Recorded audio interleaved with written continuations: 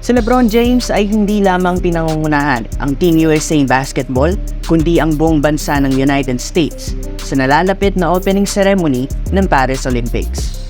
Pinangalanan ng US Olympic Committee ang 2-time gold medalist at 4-time Olympian na si LeBron James bilang isa sa mga flag bearers para sa darating na opening ceremony ng Paris Olympics.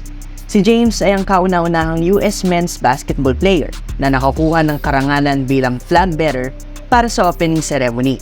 Binoto si James ng kanyang mga kapwa-miyembro ng Team USA at ang kanyang teammate na si Stephen Curry ang nag-nominate kay James para sa karangalan. It's special in the fact that to get an opportunity to represent your country, in another fashion, to be able to understand how prestigious this moment is, and for someone to have to be the flag bearer and to wave the flag for not only for us as a men's national team, but for all the Olympians. I hold that with the utmost honor, and it's definitely something that my family and my community and my friends is something that will live on forever, and super appreciative and super humble about it.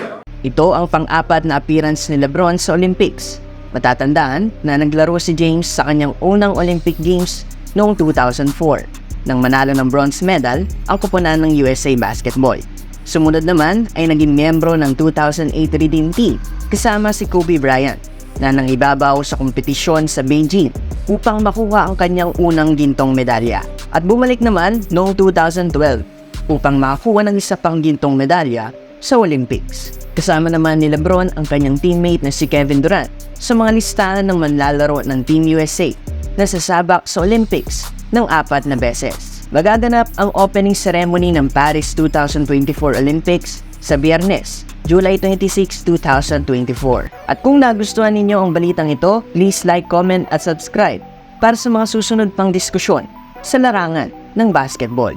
Muli, ito ang Hardcourt Reports.